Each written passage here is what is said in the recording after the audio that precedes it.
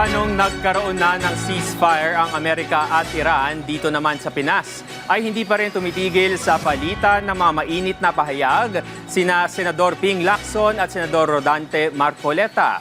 Kaugnay pa rin yan sa investigasyon ng Senado sa manumalyang flood control projects. Si Luisa Erispe sa sentro ng balita.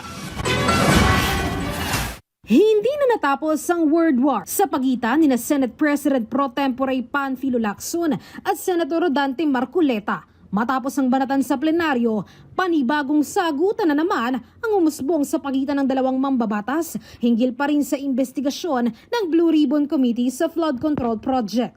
Sa isang panayam kasi, may patutsada si Senator Marcoleta. Bakit hindi agarang ipatawag si late Representative Martin Romualdez sa Blue Ribbon hearing? Tila hindi anya alam ni Senator Lacson ang ginagawa nito bilang chairman ng komite. Giit pa ni Marcoleta sa pinost na video ni Romualdez sa social media na sinasabing hindi siya ang mastermind, lumalabas na may alam ito kaya dapat mailinaw ng kongresista ano ang impormasyong hawak nito.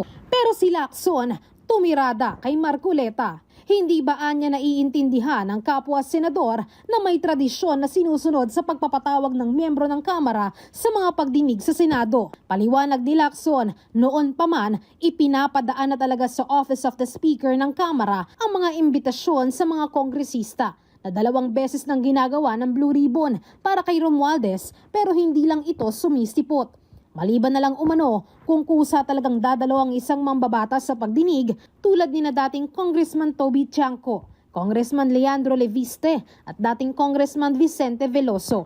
Kaya sinusunod lang ni Blue Ribbon Chairman Senator Lacson ang tamang proseso.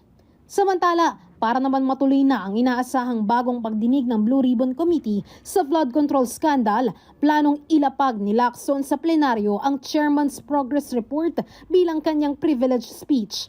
Ito'y dahil nga hanggang sa ngayon, 6 pa lang ang pumirma sa partial committee report at hindi pa ito magawang ma-sponsor sa plenaryo. Sa pamamagitan anya ng privileged speech, hindi na kailangan munang konsultahin ang mga miyembro ng komite. Kahit di naman privileged speech, pwede na rin ibahagi ng Blue Ribbon sa Office of the Ombudsman ang report upang magamit ang mga ebidensya.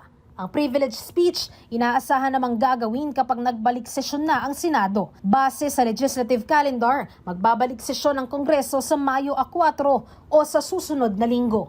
Luisa Erispe para sa Pambansang TV sa Bagong Pilipinas.